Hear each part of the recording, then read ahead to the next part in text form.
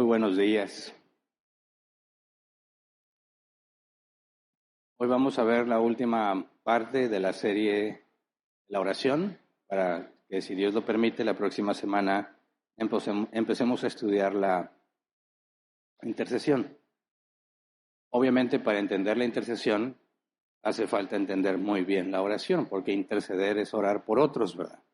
Hemos estado enfocados en orar personalmente, ¿verdad? Es algo que usamos como una comunión entre Dios y tú.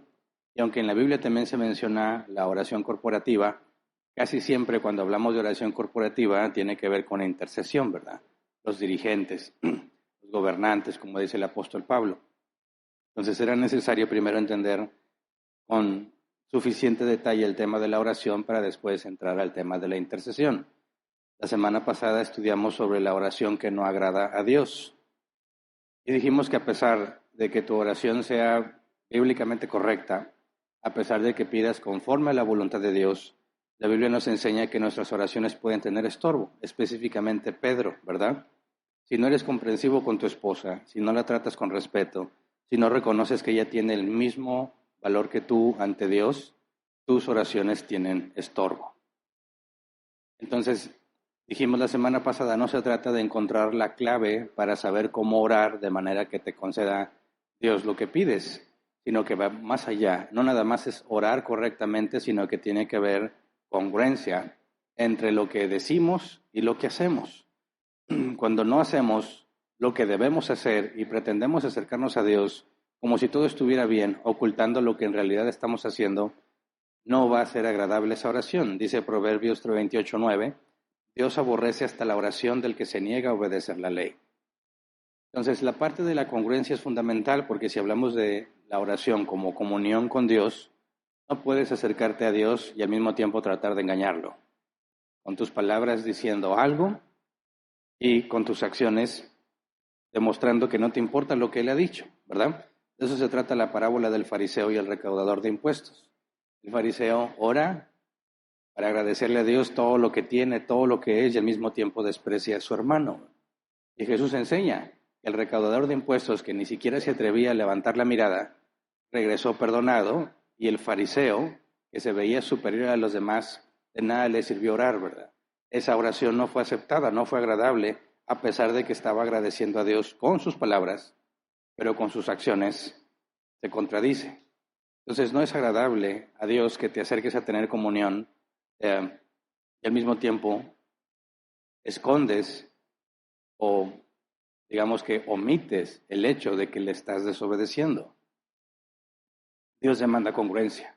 Y dijimos, si pecamos todos los días y te acercas a Dios y no tratas ese asunto de tu pecado y tú oras pidiéndole sabiduría, pidiéndole provisión, pidiéndole sustento, etcétera, que sabemos que es pedir de acuerdo a la voluntad de Dios, bueno, entonces estás siendo un hipócrita ante Dios. No puedes tratar de acercarte mientras al mismo tiempo le desobedeces.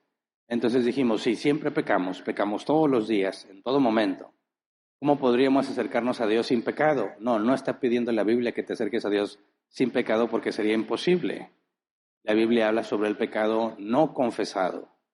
Esas cosas que ya aceptaste en tu vida, dejaste de luchar con ellas, las hiciste parte de ti, y ya ni siquiera tratas ese asunto con Dios porque se vuelve normal. Ese es el problema. Ahora, una marca distintiva, dijimos, del cristiano es que nunca deja de luchar con su pecado. Es paradójico, nunca dejamos de pecar mientras estamos en este cuerpo y al mismo tiempo nunca dejamos de luchar con nuestro pecado. Por eso la Biblia enseña que la vida cristiana es como estar en guerra, ¿verdad? Somos soldados de Jesucristo. Es cierto que hay momentos, aún en las guerras, donde hay paz relativa, donde no necesariamente estás peleando con el ejército enemigo, pero siempre estás en guerra. Entonces, dijimos que la confesión es parte fundamental de la oración. Entonces, si no has confesado tu pecado, no importa lo que estés orando, no importa lo que estés diciendo, podrá ser bíblicamente correcto, no es agradable a los ojos de Dios. Tenemos que acercarnos a Dios con integridad. Y es a partir de ahí donde vamos a tomar para el día de hoy. Hoy nos vamos a enfocar en la confesión de pecado, que supuestamente los cristianos debemos tener mucha experiencia en eso, ¿verdad? Debemos ser expertos en confesar nuestro pecado y debemos de tener experiencia escuchando a otros confesando su pecado, porque es el proceso que Jesús enseñó para la iglesia, ¿verdad? Mateo 18, 15 al 17. Cuando tu hermano pega contra ti, ve y repréndele, y si te oye, has ganado a tu hermano. Ahí tiene que ver con una reprensión y con una confesión de su pecado, un arrepentimiento. Si no hay arrepentimiento, tomas testigo. Si no hay arrepentimiento, lo dices a la iglesia. Si aún así no hay arrepentimiento, quedas comunicado. Entonces, los cristianos que pretenden vivir bíblicamente deben de tener mucha experiencia en sí mismos en cuanto a la confesión de pecado y en la relación con sus hermanos en cuanto a escuchar y ver la confesión de pecado de nuestros hermanos. Pero lamentablemente no es así. Digo, a lo largo de mi vida cristiana y de mi experiencia siendo pastor, he visto que hay muchas dificultades que yo mismo viví a la hora de hablar de la confesión de pecado. Cuando tratamos asuntos de disciplina, en Mateo 18, 15 al 17,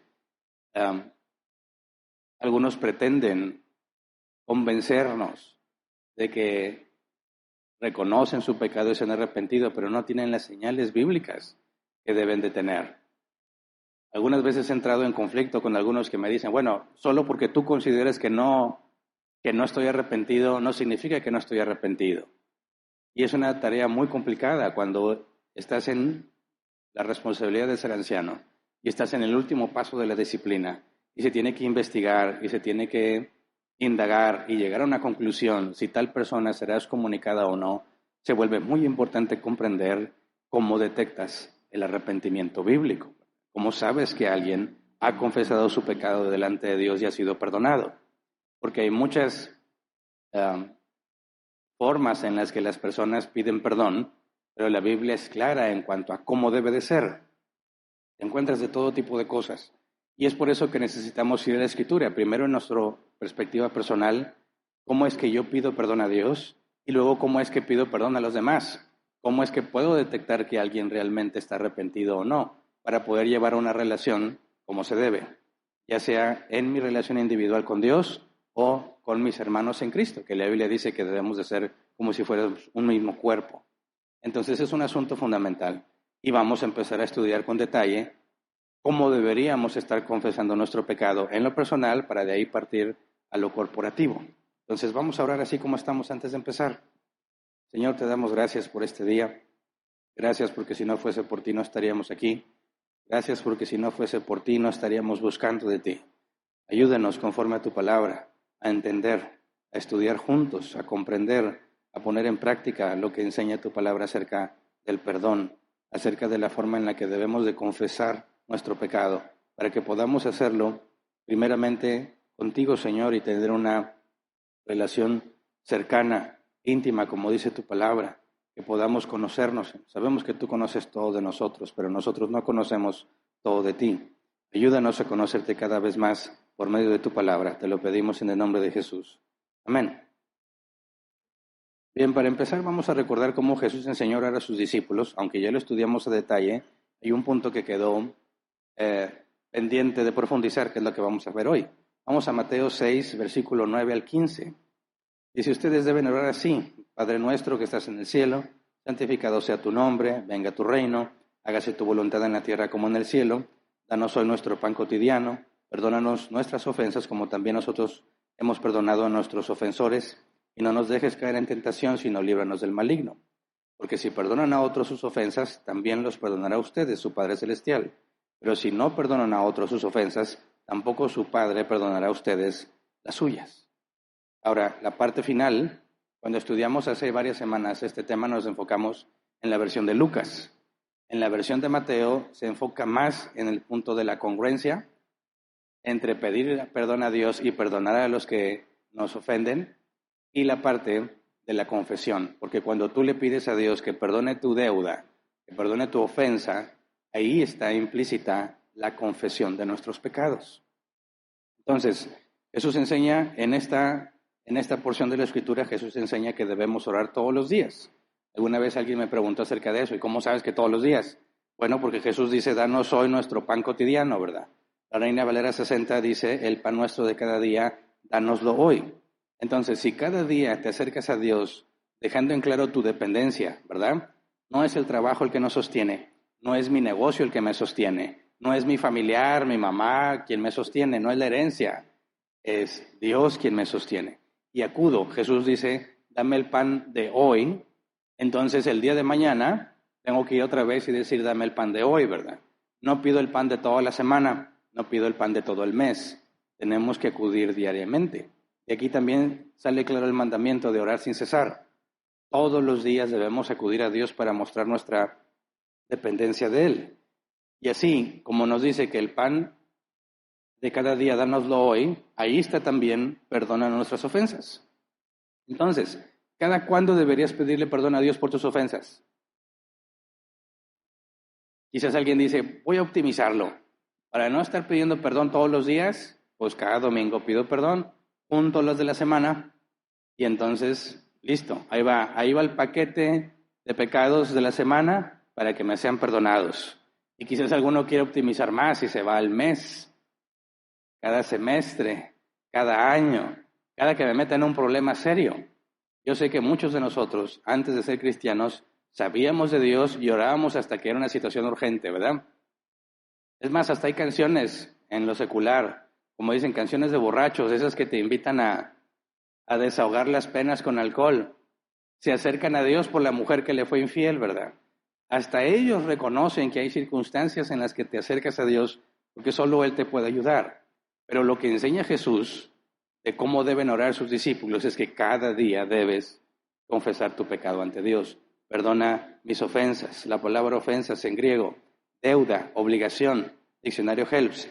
El resultado de tener una deuda centrándose en el efecto posterior de la obligación. Es decir, dado que hice algo mal, hay una consecuencia.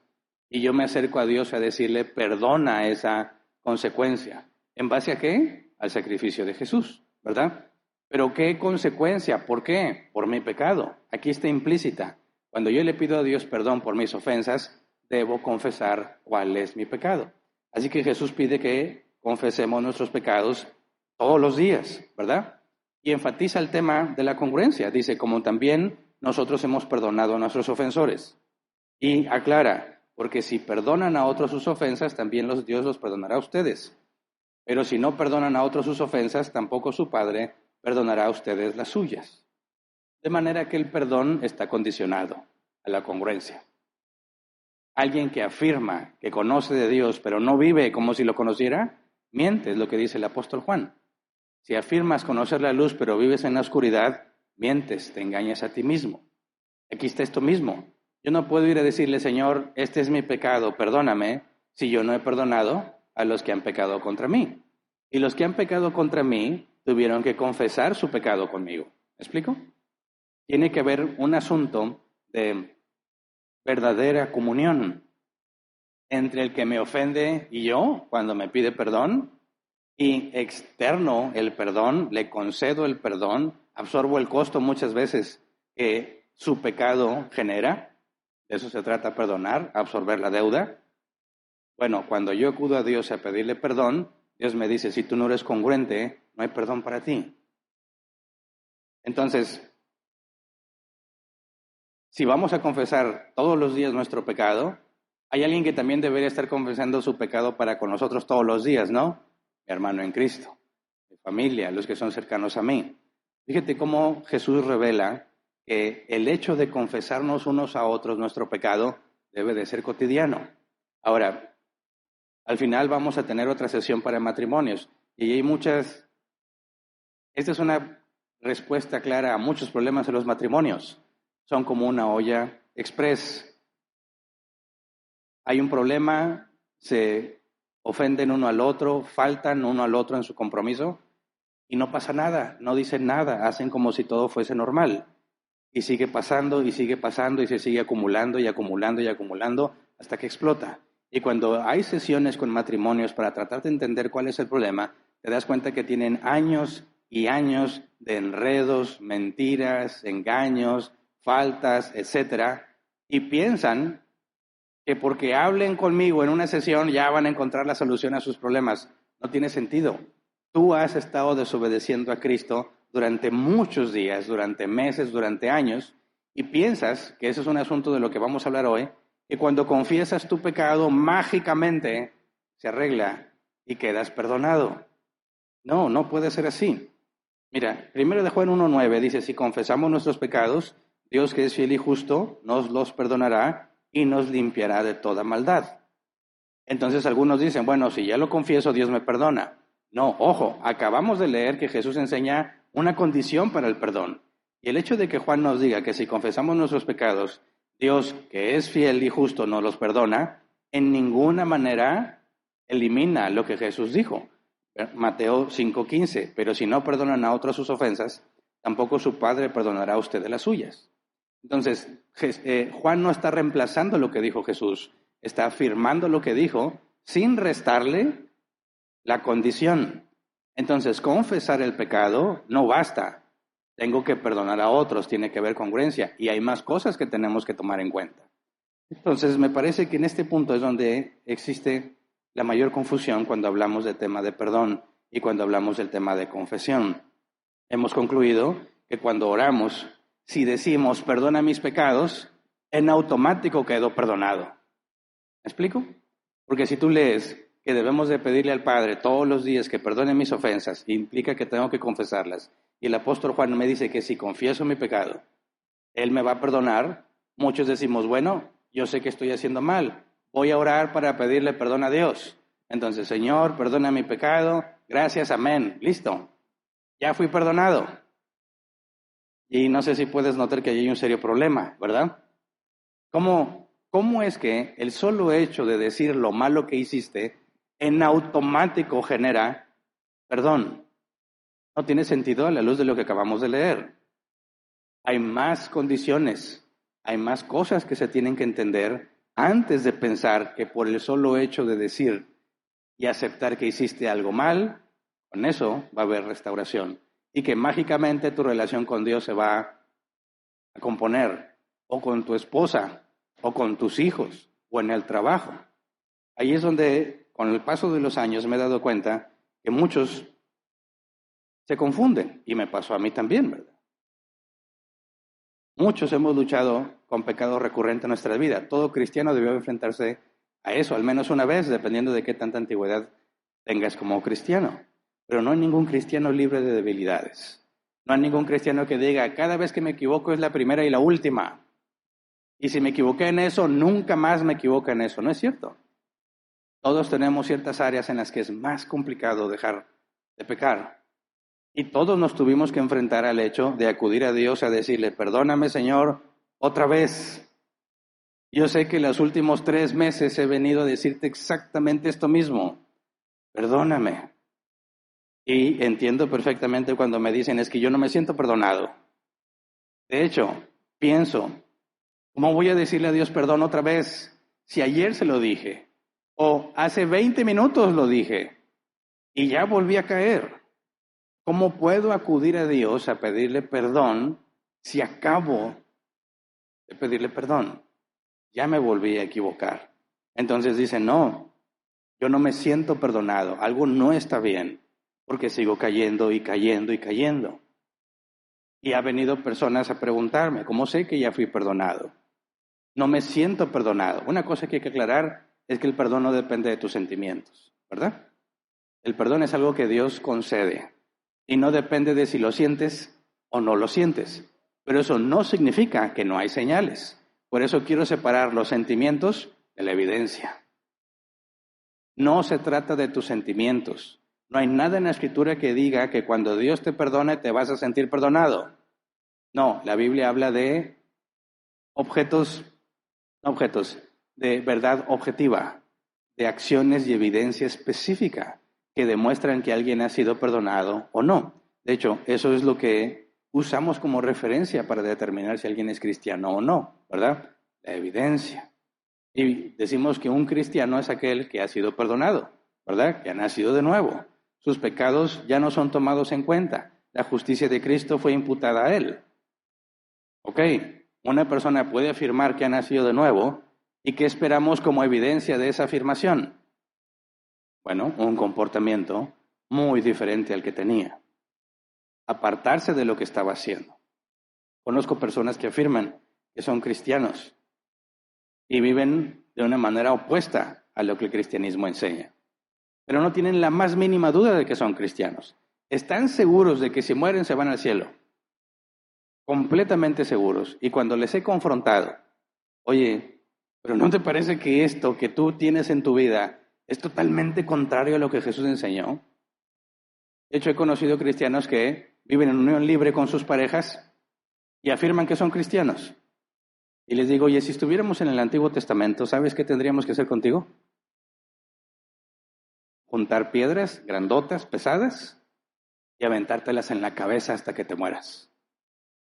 Ay, bueno, ese era el mandato bíblico en la ley de Moisés para el que fornicaba, para cualquier relación sexual que no esté dentro del matrimonio. Dime, ¿qué te hace pensar que eres cristiano? Bueno, yo sé que soy cristiano, yo sé que Dios me perdonó. ¿Cómo sabes? ¿Cómo sabes? Si vives haciendo lo opuesto a lo que Él dice. ¿Cómo sabes? Ese es el punto. Cuando yo oraba, batallando mucho, decía, perdóname, Señor, me da vergüenza venir a pedirte perdón otra vez. Internamente pensaba, quizás me va a pasar como al rey Saúl. ¿Qué pasó con Saúl? Desobedeció y Dios lo desechó.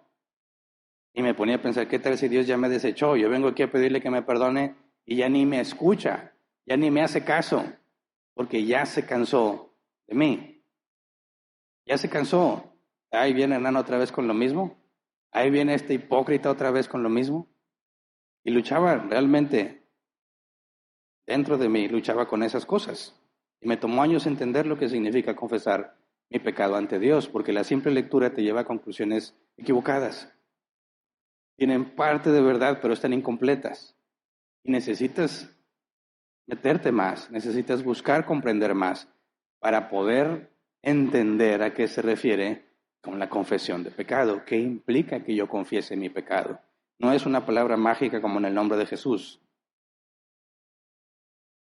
Y quisiera darte algunos ejemplos, pero mira, muchas veces hay cosas que no puedes aprender porque alguien te las dice. Son cosas que aprendes hasta que las vives. Y a mí me gustaría mucho haber estado en los tiempos de Jesús y tener a Jesús y preguntarle directamente las cosas. Jesús, explícame esto. ¿Cómo entiendo esto? Y cuando leo lo que hicieron los discípulos, todas las explicaciones que recibieron y como quiera pecaron, me doy cuenta entonces que es Dios en su soberanía quien ha decidido que hay cosas que yo entienda porque alguien me las explica o porque las leo, y hay cosas que no voy a entender hasta que las viva. Y Dios me ha enseñado, a mí particularmente, que muchas de las preguntas que yo he tenido sin respuesta desde que empecé a ser cristiano, Dios no me las responde por medio de alguien más. Es algo que tienes que buscar, tienes que investigar, tienes que ponerte a meditar, tiene que haber algo dentro de ti que tiene hambre de entender qué está pasando. Y luego comprendes después de un tiempo. A veces me ha tomado años. Y no te voy a decir que estoy todos los días pensando en eso, no, tengo muchas cosas que hacer, pero no lo entiendo y busco y investigo y no lo entiendo. Hasta que de repente hace clic y Dios me permite entender y digo, ya veo, ahora sé cómo puedo avanzar en esto y entiendo el sentido de la confesión. Entonces quisiera ponerte unos ejemplos. Mire, la semana pasada hablé sobre honestidad e integridad. No son lo mismo, ¿verdad? Una persona puede ser muy honesta y no ser íntegra. Y quisiera ponerte dos ejemplos con respecto a la confesión. Si debemos confesar nuestros pecados, no basta con la honestidad. Requerimos integridad. Ejemplo 1. Un hombre le fue infiel a su esposa con otra mujer, pero este hombre es muy honesto. Entonces, recién le fue infiel, va con su esposa y le dice, te voy a decir toda la verdad, estuve con otra mujer. ¿Este hombre está confesando su pecado, sí o no? Sí, está confesando su pecado, está diciendo, estuve con otra mujer, está siendo honesto. Luego este hombre le dice a su esposa, y ya le confesé a Dios también mi pecado, y ya sé que ya me perdonó. Y como ya te lo confesé a ti, ahora tú debes perdonarme como dice la Biblia. Porque si tú no me perdonas a mí, Dios no te va a perdonar a ti. ¿Qué te parece? ¿Eso restaura la relación? ¿Eso soluciona las cosas? ¿Cómo debería proceder esa mujer? Decir, pues sí, la Biblia dice que si confieses el pecado, te debo de perdonar. ¿Es eso lo que dice la Biblia? Fíjate bien, si ese hombre fuese íntegro, no le hubiera sido infiel a su mujer. Le fue infiel a su mujer y luego es honesto diciendo la verdad de lo que hizo. Pero eso de ninguna manera te va a ayudar a resolver el problema. Eso de ninguna manera lleva al perdón. Y eso tristemente es lo que hacemos mucho cuando le decimos a Dios, perdóname mi pecado. Hice esto. El punto es que Dios es omnisciente, ya lo sabe. Pero nosotros pensamos que de una forma mágica, cuando aceptas lo que hiciste, debes sentirte perdonado y las cosas deben de cambiar. Si no funciona entre nosotros, seres humanos, ¿verdad? ¿Cómo podríamos engañar a Dios a eso? Otro ejemplo, imagínate, una mujer ahora, voy a hablar de la mujer, siempre digo que los hombres hacen las cosas mal. Esta mujer trabaja y se levantó con mucho sueño, no tiene ganas de ir a trabajar y es bien honesta. Y le habla a su jefe y le dice, no voy a trabajar porque estoy muy cansada. Y ya, cuelga el teléfono y no se presenta a trabajar. Al día siguiente llega al trabajo. Ya llegué, buenos días. Le dicen, oye, ¿qué pasó contigo? ¿Cómo que no viniste porque estabas cansada? Eso no es un justificante. Y la mujer le dice, bueno, pero te estoy diciendo la verdad, ¿no? ¿O prefieres que te diga mentiras? No me pagues el día y ya. Ok, ¿confiesa su pecado? Sí, de hecho lo confesó desde el principio. No voy porque estoy cansada. ¿Está siendo honesta? Muy honesta. Pero eso soluciona el problema que tiene, ayuda a su relación laboral, ayuda a la relación con su jefe y sus compañeros. No, al contrario, le perjudica mucho. ¿De qué me sirve esa honestidad si no hay integridad? Por eso, cuando hablamos de la confesión de pecado, no se trata de decir honestamente lo que hicimos y ya, Dios me va a perdonar porque le estoy diciendo lo que hice. Eso es absurdo, es un error pensar. El solo hecho de reconocer que algo hicimos mal va a ayudar a que las cosas cambien o va a hacer que Dios nos perdone. Por eso tenemos que recordar la esencia del Evangelio. Vamos a lo que Pedro dijo en su primer discurso, Hechos 2, 37 al 38. Dice, cuando oyeron esto, todos se sintieron profundamente conmovidos y dijeron a Pedro y a los otros apóstoles, hermanos, ¿qué debemos hacer? Arrepiéntense y bautícese cada uno de ustedes en el nombre de Jesucristo para perdón de sus pecados, contestó Pedro, y recibirán el don del Espíritu Santo. Arrepiéntanse, ¿verdad? Para que sus pecados sean perdonados. Ahí hay una condición, la misma que Jesús nos enseñó ahorita, ¿verdad? Si tú no perdonas, no eres perdonado. Tiene que haber arrepentimiento demostrado.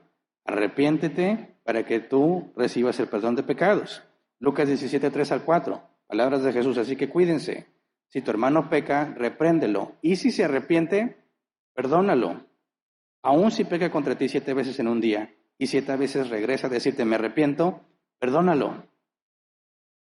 Lucas 13, 5 al 9. Les digo que no. De la misma manera, todos ustedes perecerán a menos que se arrepientan. Entonces les contó esta parábola. Un hombre tenía una higuera plantada en un viñedo, pero cuando fue a buscar fruto en ella, no encontró nada. Así que le dijo el viñador, mira, ya hace 3 años que vengo a buscar fruto en esta higuera y no he encontrado nada. Córtala. ¿Para qué ha de ocupar terreno? Señor, le contestó el viñador, déjela todavía por un año más para que yo pueda cavar a su alrededor y echarle abono. Así tal vez en adelante dé fruto. Si no, córtela. ¿De qué habla esta parábola? No hay perdón si no hay arrepentimiento. Y con la analogía de la higuera, no hay perdón si no hay fruto. No hay fruto, córtala. Jesús dijo, todos ustedes perecerán a menos que se arrepientan. Si tu hermano pega contra ti y se arrepiente, perdónalo. ¿Me explico? No es el hecho de que aceptes que hiciste algo mal. No es el hecho de que le digas a Dios que hiciste algo mal. Tiene que haber arrepentimiento. La confesión sin arrepentimiento es hipocresía. Es hipocresía. Es honestidad sin integridad. Es querer llevarte bien con alguien mientras le haces mal, mientras estás contra él. No se puede. Cuando aquí habla cuando dice, Ustedes perecerán a menos que se arrepientan, la palabra griega, cambiar el hombre interior, arrepentirse, ser diferente después de un cambio en la forma de pensar. Ser diferente después de un cambio en la forma de pensar. Primero pasa aquí en tu entendimiento y luego se refleja en tu comportamiento. Eso es arrepentirse. Así que la confesión de pecado es una parte del arrepentimiento. La confesión de pecado en sí misma no es nada, no sirve para nada. No va a traer ninguna solución el hecho de que confieses que hiciste algo. Tiene que haber arrepentimiento. De hecho, la confesión de pecado es consecuencia del arrepentimiento. Entonces, ¿cómo puedo saber si estoy arrepentido? ¿Cómo puedo saber si alguien está arrepentido? Porque así como yo puedo ofender a alguien, alguien me puede ofender a mí. Así como yo ofendo a Dios y le pido perdón, pedirle perdón, confesar mi pecado, requiere arrepentimiento. Cuando alguien me ofende y quiere mi perdón, requiero evidencias de arrepentimiento. Entonces es fundamental para nosotros poder discernir cuál es el arrepentimiento bíblico.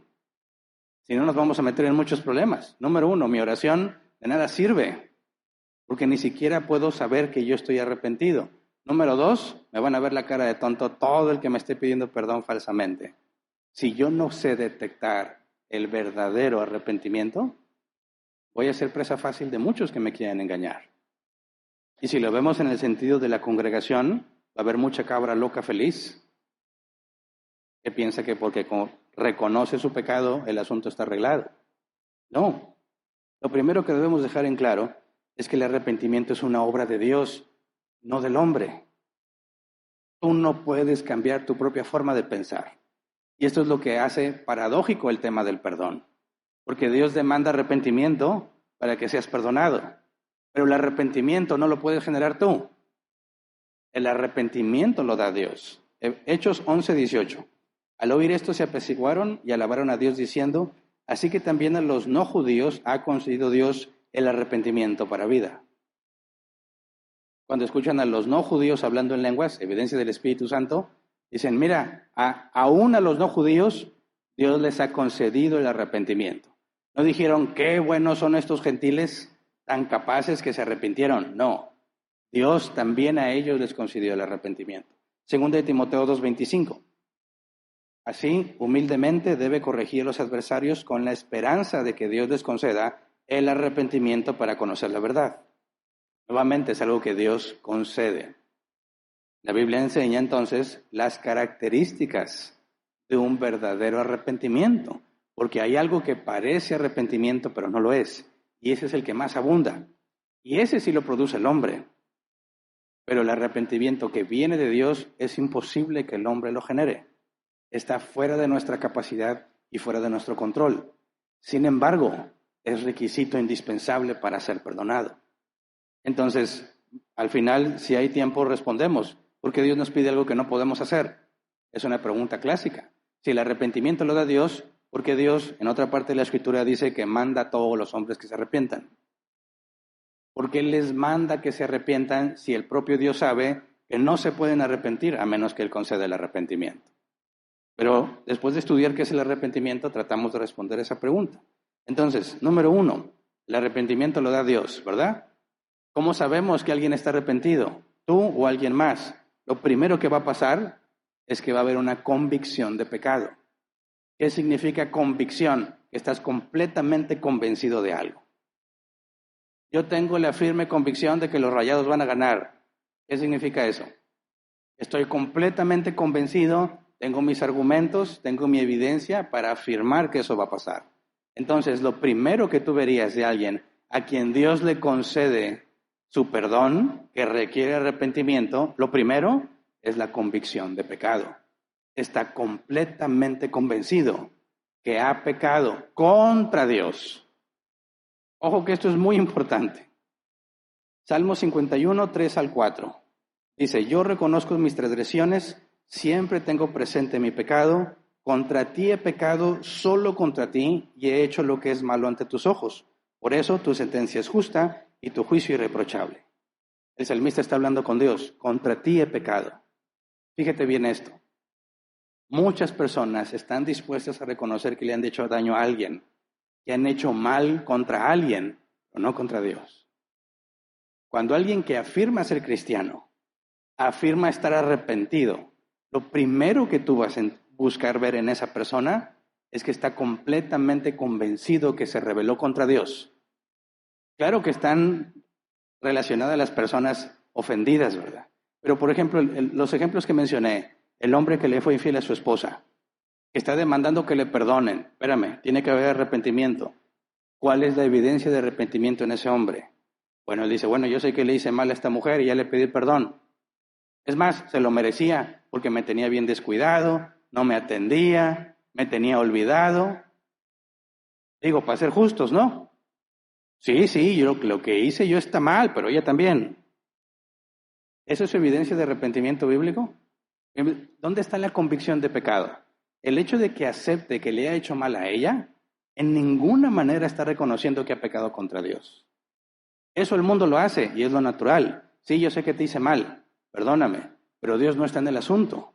Cualquiera que se dice cristiano sabe que en primera instancia yo debo fidelidad a Dios, aunque me maltrate mi mujer. ¿Se entiende?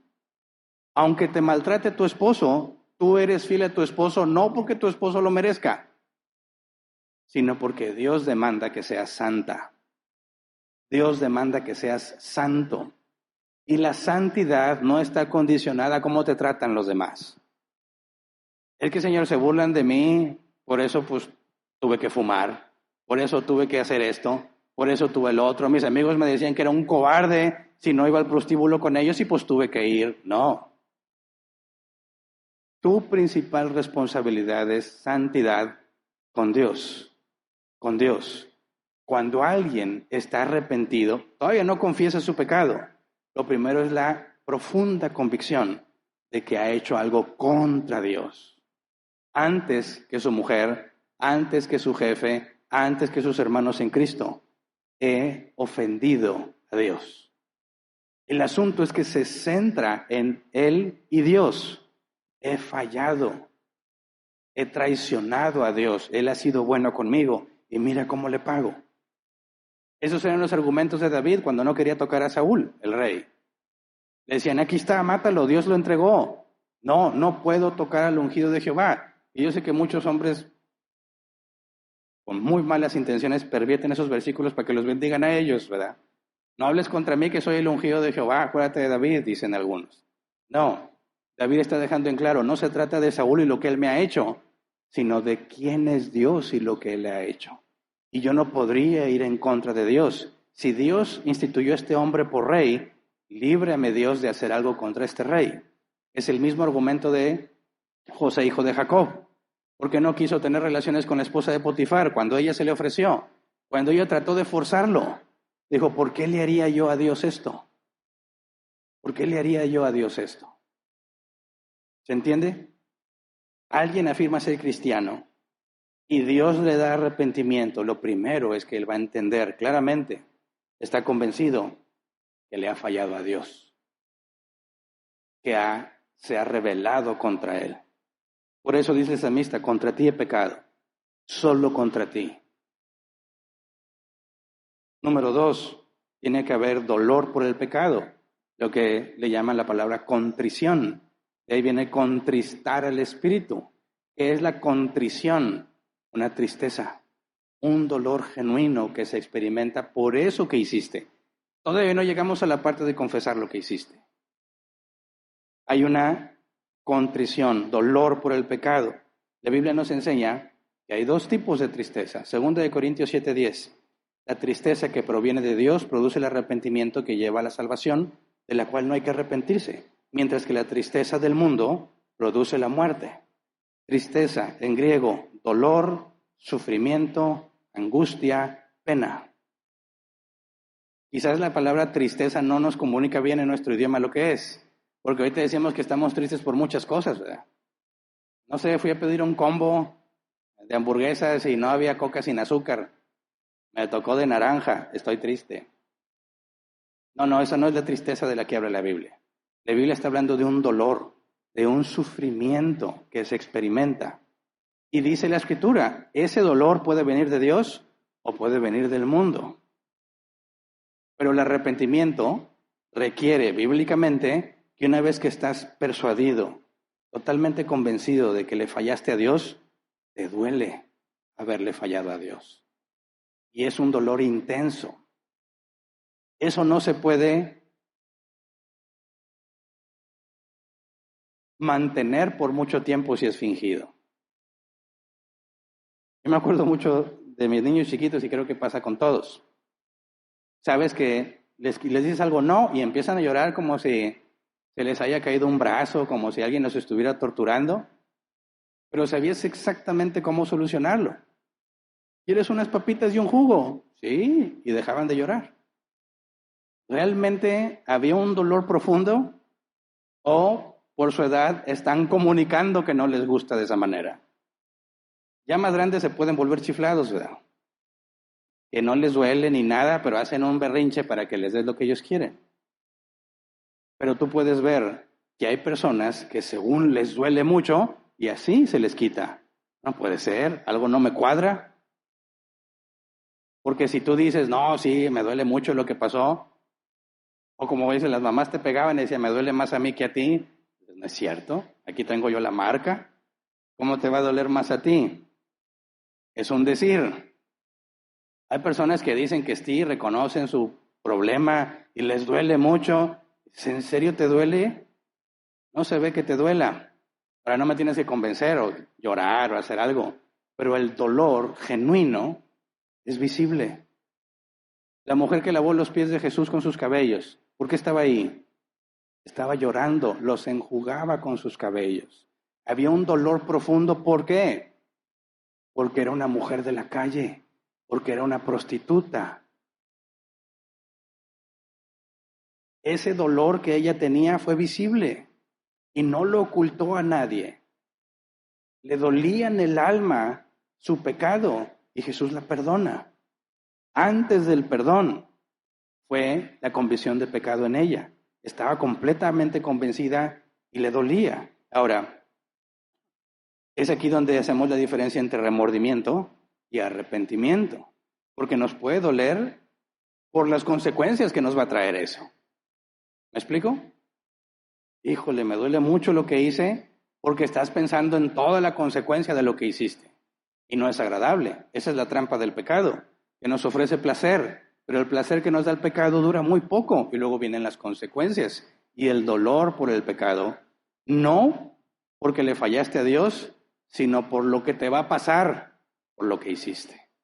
En el caso de una infidelidad, si les duele mucho su pecado, ¿por qué? Por todo lo que va a pasar después de eso, por cómo se fractura la relación, porque quizás hay un divorcio, porque quedaste en evidencia, porque vas a ser exhibido en público. Y les duele mucho, pero esa no es la tristeza que viene de Dios. Veamos un ejemplo, Mateo 27, 3 al 5. Dice, cuando Judas, el que lo había traicionado, vio que habían condenado a Jesús, sintió remordimiento y devolvió las 30 monedas de plata a los jefes de los sacerdotes y a los líderes religiosos. He pecado, dijo, porque he entregado a la muerte a un inocente. ¿Y eso a nosotros qué nos importa?, respondieron. Allá tú. Entonces Judas arrojó el dinero en el santuario y salió de allí, luego fue y se ahorcó. Pregunta, ¿a Judas le dolió lo que hizo? Sí. Mucho, mucho. Al grado de concluir que la única opción para él era quitarse la vida. Pero, ¿estaba arrepentido? No. ¿Por qué? Porque la Escritura dice que hay tristeza que viene del mundo que produce muerte. Y hay tristeza que viene de Dios que produce arrepentimiento. El dolor es parte natural cuando entendemos que hicimos mal. Pero si ese dolor no te lleva a Dios, no viene de Dios. ¿Se entiende? Pedro también le dolió su traición, ¿verdad? Lloró amargamente. No tenemos mucha información, pero cuando estaban los discípulos que no pescaban nada en toda la noche, y de repente alguien en la playa les dicen, echen la red a este lado, y tienen una pesca milagrosa, reconocen que solo hay uno que podría decirles eso. Y cuando le dicen, cuando empiezan a gritar es Jesús, y Pedro, que no había hablado con Jesús, no había tenido nada que ver con él, desde que lo traicionó, rápido se avienta al agua y nada a la orilla y se acerca a Cristo. ¿Por qué Pedro no se suicidó? Jesús fue claro, he rogado para que tu fe no falte. Pero a Judas le dijo, lo que vas a hacer, hazlo pronto. A los dos les dolió mucho, claro que sí. Pero ese dolor a Judas lo destruyó y a Pedro le dio arrepentimiento. Entonces, tú vas a ver personas que lloran por lo que hicieron. Y dicen, estoy muy arrepentido, llore y llore. Y juran que les duele. ¿Cómo sabes que eso es verdad? ¿Podemos saberlo? Claro que sí. Por lo que debe de seguir después de ahí. Ahora hay personas que son muy buenos actores, que tú los ves y sí les crees que les duele. Son muy buenos fingiendo. Pero después de eso, después de ese dolor, sigue la confesión del pecado. Proverbios 28:13. Quien encubre su pecado jamás prosperará. Quien lo confiesa y lo deja, alcanza la misericordia. Entonces, fíjate, yo estoy convencido que hice mal, me rebelé contra Dios. Me duele mucho haber ofendido, haber ido en contra de Dios. ¿Qué es lo que sigue? Tengo que ir a ponerme a cuentas con Dios. Ponerme a cuentas con Dios es decir, Señor, he pecado. ¿Hasta qué punto estás diciendo he pecado? Hasta que ya estás convencido de tu pecado y te duele en el alma lo que hiciste. Pero no por la consecuencia que va a tener, no por el daño que hiciste a tu mujer, a tu hijo, a tu hermano en Cristo, no, por lo que hiciste a Dios. Todo eso está enfocado en tú y Dios. No le vas a andar pidiendo perdón a otra gente si no has aclarado las cosas con Dios. Si no he restaurado mi relación con Dios, porque el pecado me aparta de Dios. No me siento bien, no quiero estar hablando, no tengo ganas de orar, no tengo ganas de estudiar. Sé que estoy mal, pero cuando pasas por estos dos puntos, lo único que sigue es confesarlo. Tengo que acudir a Dios y confesar que he hecho mal. 1 de Juan 1:9, si confesamos nuestros pecados, Dios que es fiel y justo nos los perdonará y nos limpiará de toda maldad. Es en este punto cuando decimos, ahora sí, Señor, perdóname. Pero ya hubo todo un proceso en mí para llegar a ese momento. Ya no hay una lucha, pero si será pecado o no. No, estoy completamente convencido. Tengo el conocimiento, sé que he hecho mal, me siento muy mal. Señor, perdóname. Confieso que he hecho las cosas mal. En ese punto estoy cumpliendo lo que dice la Escritura. Ahora sí, le pido perdón. ¿Y qué me va a decir Dios? Tiene que haber arrepentimiento. ¿Cuáles son los síntomas de que Dios lo entregó? Convicción de pecado y contrición. Me siento muy mal. Entonces le digo a Dios, perdóname. Y si Dios te perdona, ¿qué debería de pasar? Hay un cambio en tu mente, un cambio en tu entendimiento. Por consecuencia, en tu obrar, en tu proceder, que es la conversión, apartarse de pecado. Es en este punto donde pasamos a la acción. Pero aquí también nos equivocamos muchas veces. Pensamos que el hecho de que Dios nos perdone ya está resuelto el asunto. No. Perdonar tiene que ver con absorber la deuda. Cristo pagó por ella. Pero recordemos, y lo hemos estudiado mucho, la santidad es sinergia, ¿verdad? La santidad no es obra de Dios, es obra de Dios y nuestra. Es un mandato que seamos santos porque nosotros tenemos que avanzar a la santidad. Vivificación y mortificación. Mortificación, dejar de hacer lo que sé que está mal. Vivificación, hacer lo que sé que está bien. Entonces, cuando tú acudiste a Dios y confesaste tu pecado y le pides perdón, vas a ver evidencia. Hecho 26:20. Dice al contrario, comenzando con los que estaban en Damasco, siguiendo con los que estaban en Jerusalén y en toda Judea, y luego con los no judíos, a todos les prediqué que se arrepintieran y se convirtieran a Dios, y que demostraran su arrepentimiento con sus buenas obras. Si Dios te cambió, ya no piensas igual, por lo tanto, ya no haces lo mismo. En la conversión hay un firme deseo de hacer lo que Dios quiere y se toman acciones para no caer. No es un asunto como que ya arreglado, arreglado. y vuelves a tu vida normal. No. ¿Cómo vas a hacer para no volver a caer como caíste? ¿Me explico? Hace mucho tiempo escuché a un pastor decir que él tenía un serio problema viendo cosas en la tele que no debería de ver, entiéndase del ámbito sexual. Y luchaba y luchaba y luchaba y no podía y no podía y no podía. Se acerca buscando a Dios, rogándole, como vamos a ver más adelante un salmo, y él dice, yo creo que Dios me va a perdonar, ahora sí me duele mi pecado, estoy convencido de que está mal. Dice que habló con Dios y luego habló con su esposa y le confesó todo a su esposa. Primero a Dios, luego a su esposa y le dijo, necesito que me ayudes a no volver a caer. Y se pusieron de acuerdo para que él nunca tuviera acceso a la televisión si no había alguien con él. Y él fue quien lo sugirió. Le dijo, esposa mía, toma tú el control, escóndelo, ponle candado a la televisión, no se puede ver si no estás tú aquí. ¿Por qué? Porque si ha decidido de todo corazón obedecer a Dios, tiene que haber acciones que impidan que vuelva a hacerlo. ¿Se entiende? Si cuando pecas estando solo y quieres dejar de hacerlo, ¿qué es lo que tienes que hacer?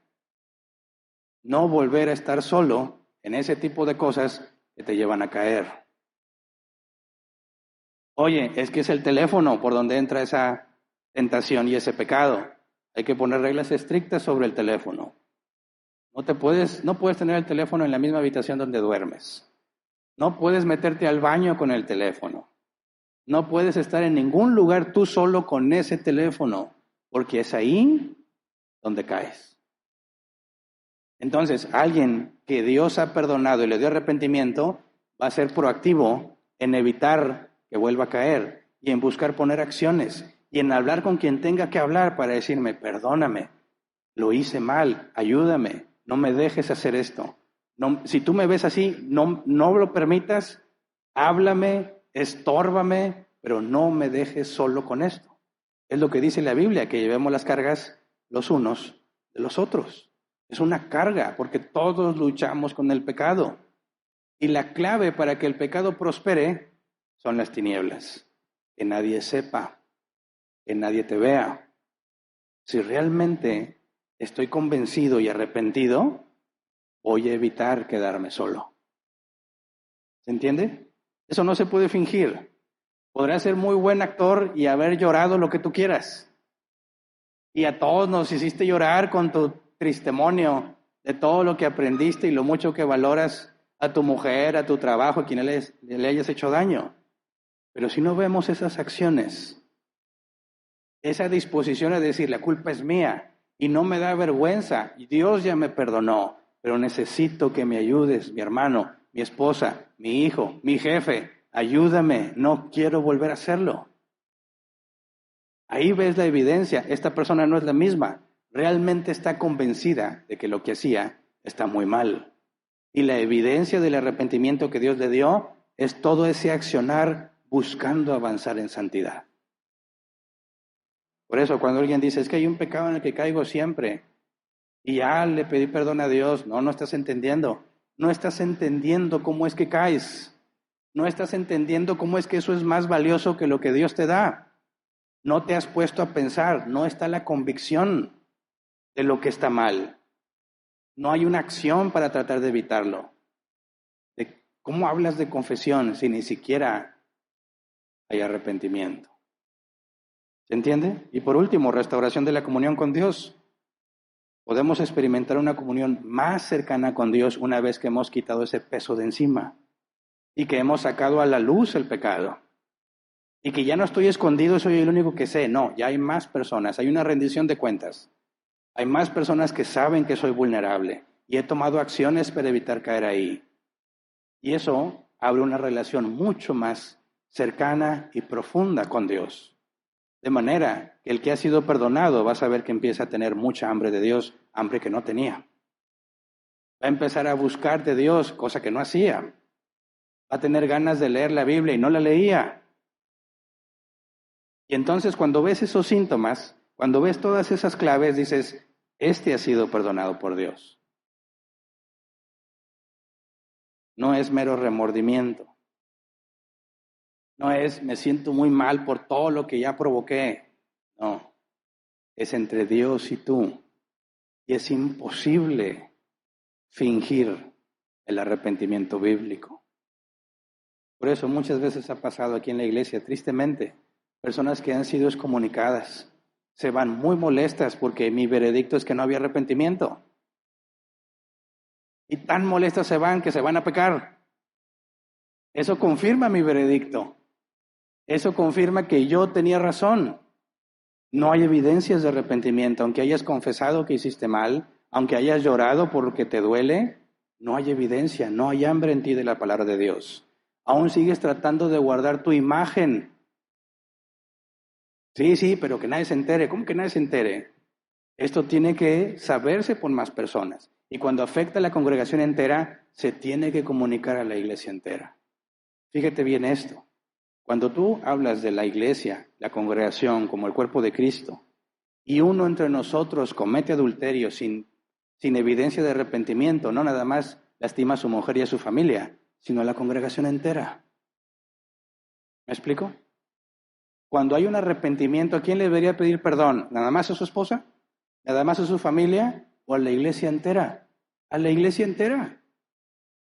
Ay, no, pero qué vergüenza. ¿Cómo que qué vergüenza?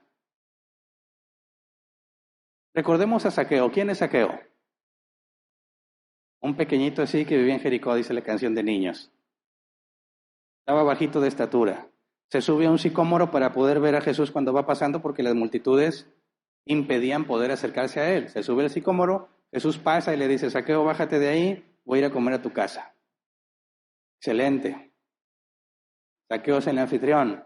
Y luego nos dicen que Zaqueo, él mismo dice, si he robado a alguien, a todos los que están ahí, si le he robado a alguien, se lo voy a regresar con creces. Y Jesús dice, la salvación ha llegado a esta casa. ¿Por qué? ¿Hubo una convicción de pecado? Claro. ¿Le dolió? Claro. Al grado de entregar dinero. ¿Qué duele más que entregar dinero? Si para pagar impuestos y recibos, que ya los usaste, hoy salió mucho la luz y se siente bien feo, sí, pero ya la disfrutaste, ¿verdad? El calorón y los climas prendidos. ¡Qué felicidad! Llega el recibo, hoy duele en el alma, por eso las multas. ¿Por qué hay multas? Más que un barazo en la espalda, te duele desprenderte del dinero. ¿Y qué es lo que hace Zaqueo? Reconoce públicamente que ha hecho las cosas mal y que ha robado y que va a regresar de más a los que le robó. Y deja tú, le robó a todos. ¿Cuánto dinero va a perder? No importa. ¿Y su reputación? No importa. Lo importante es que ha sido perdonado. ¿Se entiende? ¿Puedes ver la diferencia? Es un milagro de Dios cuando alguien se arrepiente. Y da felicidad, gozo y alegría ver a un pecador arrepentido. Pero cuando alguien dice, sí, yo sé que estoy mal, pero pues no, o sea, tampoco, ¿verdad? Yo le pedí perdón a ella y ya, yo no tengo por qué pedir perdón a nadie más. ¿Está arrepentido? No, no está arrepentido. Vamos a Salmo 51, 1 al 12. Lo escribió David después de que Natán lo confrontó con su pecado con Betsabé. Los pasos que hemos leído aquí están. Salmo 51, 1 al 12. Ten piedad de mí, oh Dios, conforme a tu gran amor, conforme a tu misericordia, borra mis transgresiones. Lávame de toda mi maldad y límpiame de mi pecado. Yo reconozco mis transgresiones, siempre tengo presente mi pecado. Contra ti he pecado, solo contra ti, y he hecho lo que es malo ante tus ojos. Por eso, tu sentencia es justa y tu juicio irreprochable. Yo sé que soy pecador de nacimiento, pecador desde que me concibió mi madre. Yo sé que tú amas la verdad en lo íntimo, en lo secreto me has enseñado sabiduría. Purifícame con hisopo y quedaré limpio. Lávame y quedaré más blanco que la nieve. Anúnciame gozo y alegría. Infunde gozo en estos huesos que has quebrantado. Aparta tu rostro de mis pecados y borra toda mi maldad. Crea en mí, oh Dios, un corazón limpio y renueva un espíritu firme dentro de mí. No me alejes de tu presencia ni me quites tu Santo Espíritu. Devuélveme la alegría de tu salvación y un espíritu de obediencia me sostenga. Ahora, quedó en la Biblia. Generaciones y generaciones y generaciones hemos sabido y examinado el pecado de David. Dios lo exhibió por los siglos de los siglos. David lo escribe y se vuelve un cántico que se cantaba en muchas partes. ¿Tú crees que él se preocupaba por su imagen? Él está dejando en claro, he fallado contra Dios, pero Él me perdonó. Límpiame, devuélveme el gozo, enséñame, dame un espíritu de obediencia. Fíjate la dependencia. Él no está diciendo, ya Señor, ya me arrepentí, ya me aseguré de que no voy a volver a hacer nada más. No, le está diciendo, Señor, cámbiame. El arrepentimiento que David necesita viene de Dios. Si Dios manda que te arrepientas y el arrepentimiento lo da Él, ¿por qué le manda a los hombres que se arrepientan? ¿Qué es lo que está buscando? ¿Qué es lo que está diciéndole a los hombres? Ve a Dios, acude a Dios. Solo Él da el arrepentimiento y es un mandato arrepentirse. Algunos dicen, no tiene sentido, ¿por qué Dios me pide algo que no puede hacer? Yo no puedo arrepentirme. Perfectamente claro es que no puedes arrepentirte. Así como cuando estudiamos los 10 mandamientos, ¿los puedes cumplir todos? No. ¿Y por qué están ahí? La ley, ¿para qué sirve la ley? Es un espejo que refleja quién eres y la necesidad que tienes de un Salvador. Es exactamente lo mismo con el arrepentimiento. Necesitas arrepentirte o vas a morir. Ok. ¿De dónde obtengo el arrepentimiento? Del Señor, que no rechaza un corazón contrito y humillado. Es ahí como filtras. Cuando tú hablas del Evangelio y le dices a las personas que pecan, se enojan, se molestan. Cualquiera que haya predicado el Evangelio bíblico puede confirmar esto. Se molesta, les enoja. ¿Cómo que estoy mal si yo no hago esto, no hago el otro? ¿Quién eres tú para juzgarme? No te juzgo yo. Eso es lo que dice la Escritura. Pero aquellos que han sido elegidos para salvación, cuando los confrontas con su pecado, ¿les va a doler? Sí, y los lleva a Cristo. A los que son del mundo les va a doler, sí, se molestan. Por eso apedrearon a Esteban y apedrearon a Pablo y a muchos otros cristianos.